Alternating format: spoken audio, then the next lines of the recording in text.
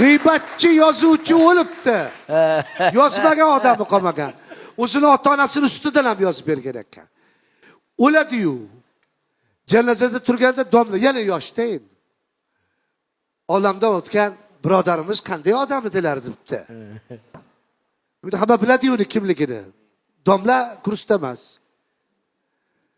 Jim hamma. Domla ham bo'ldi, Xudo rahmat qilsin, sukunat, rizo alamati hali ustamas ekan shekillida. Qanday odam edilar so'raveribdi deydi. Qanday odam edilar? Gapiringlar, qanday guvoh bo'lib qolarmikin? Yo'qda savol javob oson bo'larmikin deganda endi. Qanday odam edilar tipta soqol. Abillahida. Mana 6 marta yozgan, 2 marta qamalib kelganman. Shuni orqasida